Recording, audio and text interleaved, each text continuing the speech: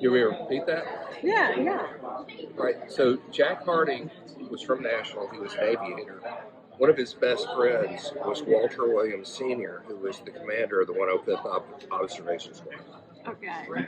I was a navigator in the 105th Tactical Airlift Squadron. Same squadron. We were the Old Hickories. They were the Old Hickory Squadron back then. They're still the Old Hickory Squadron. They're the third oldest Air National Guard unit in the country. Now they fly drones. Wow, okay. Real time, big stuff. So this is a legacy. Like I said, it's the third oldest squadron of Air National Guard in the country. So, what led you to Jack? Brown Steiner. What's that? Brown Steiner was getting renovated. Oh, Brown's Diner. Yeah. Oh my gosh, they play a lot of music out there at Brown's Diner. Okay, there's a music connection. Oh, okay, no, okay, back to. So I knew that all these aerial pictures were down in the archives because my brother helped get them there from Walter Williams Jr. So I was like, I need to find some pictures of Nashville way back. So I go down there, I'm looking for them, and I go through boxes and boxes and boxes. And I asked them, I said, why isn't this stuff online?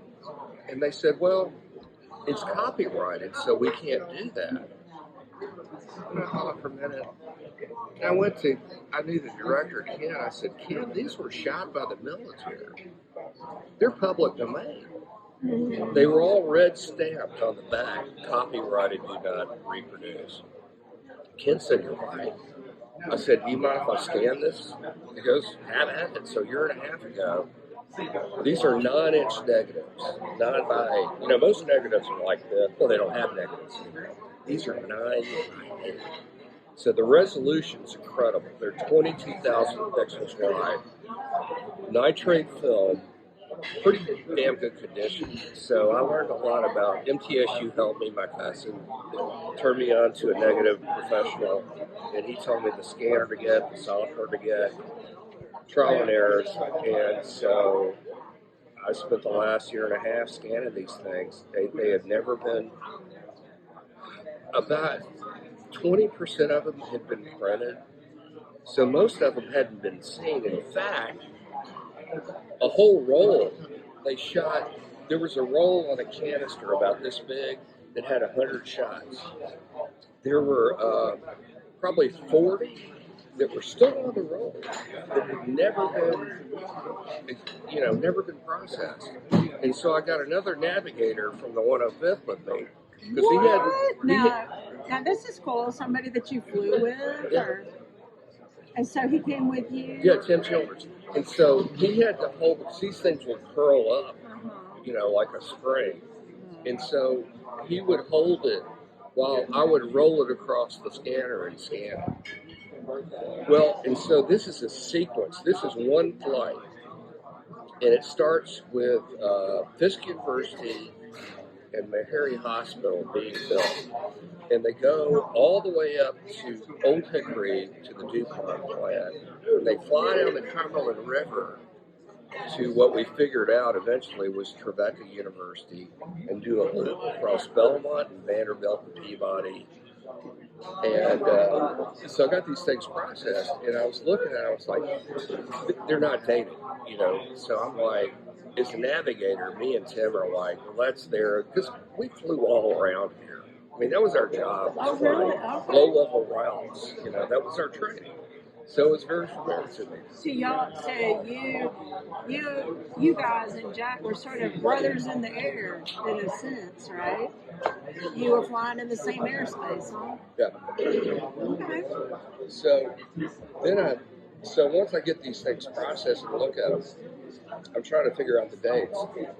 And I was like, okay, there's a hospital being built. If I could find out when that hospital was built, Meharry Medical Center, then I'd know the date. Well, The staff's great at the archives. They looked it up. It was like, that was built in 1931. So that dated the whole sequence. That's so cool. So, like, you feel kind of like a bit of kinship with Jack. Yeah. You know, what's the most, what resonates with you most about him?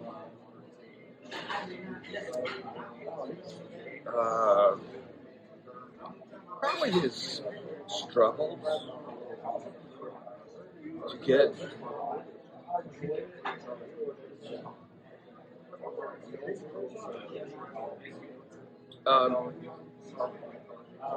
really fascinating people in history have a series of obstacles, it seems, from what I've studied, like Abraham. You know, his dad lost, he came from a prestigious family. His dad lost their fortune, and apparently he was pretty rich growing up because he drove a Cadillac.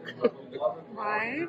And but then the money was gone, and one can only speculate what happened. But Jack's mom divorced Jack's father, which was pretty scandalous in the 1920s.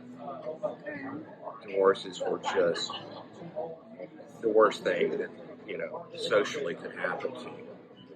So apparently they lost a lot of money, if not all of it. And Jack already, his father was a genius too. He was a mechanical engineer and invented a lot of stuff, some farm equipment that I forget about. And his mother's father was an engineering graduate from Vanderbilt. So he had that DNA down both sides. And like I told you before, when he was 10, he was fascinated with mechanics. He would take stuff apart. He took his mother's sewing machine apart and got taken to the woodshed for that. Then he put it back together and worked better than ever had. And then his dad, after his dad bought his first Cadillac, he bought a second. He gave Jack his first Cadillac, which is a one-cylinder Cadillac. And apparently that was the first engine that Jack broke down at probably 12, 13, 14, 15. Well, somewhere in this time frame, he went to a military school in downtown Nashville. And then his plan was to go on to Webb School, which is one of the premier preparatory schools, and then on to Vanderbilt for engineering. So Webb takes him in, but he has to work his way through chopping wood to heat the school. And he's also... Literally chopping wood. Yeah. And then he would, because that's how they heated the buildings. And he also was a locksmith part-time. So he basically paid for his preparatory school. And then he gets into Vanderbilt, 1915. And he's working in a garage to pay for that. So he gets one full year of engineering school at Vanderbilt. And then he goes to Detroit to work for Dodge during the summer to earn money to go back to Vanderbilt for his sophomore year. Well, World War I breaks out, and he's kind of in a dilemma about, he wants to join, but he's fearful of leaving his mom behind because his mom's single, and probably didn't know at the time she's going back towards Beverly Hills and ends up marrying a general that was a big newspaper guy. So that kind of lifted the burden for him. So he goes, he joins it was called the Army Air Service. It wasn't the Air Force. It wasn't even the Army Air Corps. It was the Army Air Service. So he joins that branch because he's fascinated with airplanes and mechanics and stuff. So he joins the Army Air Service. They send him to Fort Oglethorpe, Georgia, and they make him a friggin' cook. Not having any idea what genius is there. He gets transferred to Fort Kelly in San Antonio. He gets in a fight with another cook, and they make him a friggin' ditch digger. He couldn't even do that right. Well, he's working on staff cars. Rams, the cars they use on base. And the officers figure out real quick, this guy is incredible. We need to make him an aircraft mechanic. So they sent him up to Michigan. He gets 2 ratings in different, about the highest level you can get in mechanical engineering in the Army. And they make him a sergeant. So about that time, in those days, a biplane had 2 seats.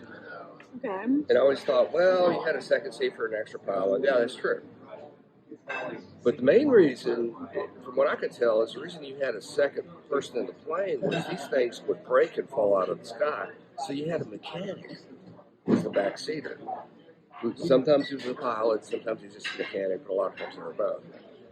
So these pilots that are, they're really probing. This is after World War I, and aviation is really the thing.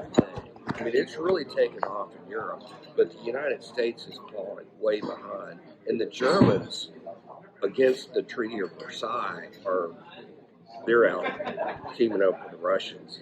And so there's General Patrick gets his thing pushed through, and Billy Mitchell, he gets court-martialed for part of this.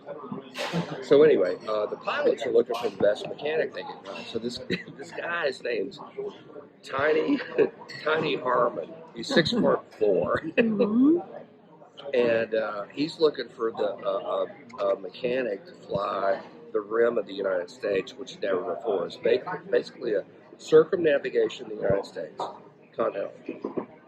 So they take 2 pilots, 2 mechanics, Jack Smith, because Harmon knows Jack's the guy. So they do that. He logs 500 hours. So he's getting his pilot training.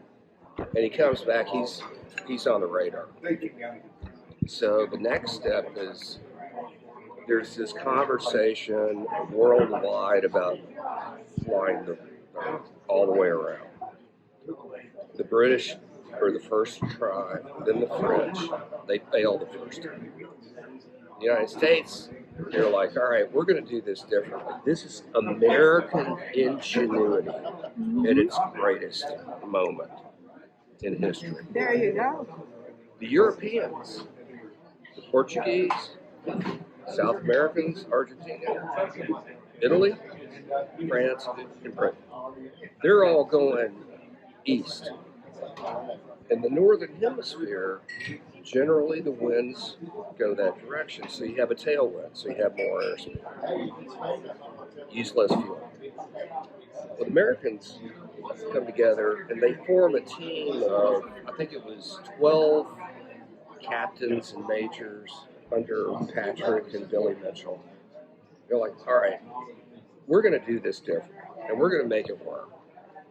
First of all, we're not going to send 1 or 2 planes. We're going to send 4.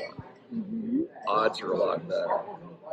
And some genius decided that if they went west, ironically, they would time the weather to get through the Aleutians and through Asia before the monsoons and get back across the North Atlantic before that set in for the winter.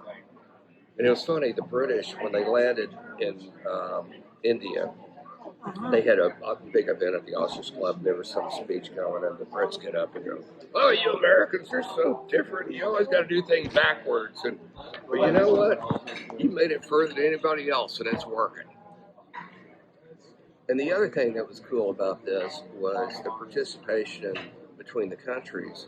They were competing against each other when the U.S. team got to Japan, who was not happy with us because we had excluded them from immigration. Another story. They heard that the British plane went down in Burma, crash landed and survived. Stuart McLaren was his name. And the commander of the flight, they'd already lost one. The Americans had already lost one plane in Alaska.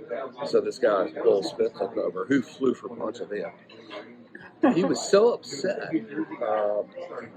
The thought of this other fellow aviator losing his plane in the race, he commanded the U.S. Navy to go send him another plane. So he made the Navy go get a new plane and send it. Leclerc continued, and then he went down in the Pacific. I think he survived. So there was this participation with the countries. The French, once they timed it, they sped up their journey so they could land July 14th, 1924, on Bastille Day. The French went friggin' nuts. This is when the rock star stuff starts. They can't. They are invited to the what's the French? I can't. The big performance day. The Pageant. I forgot.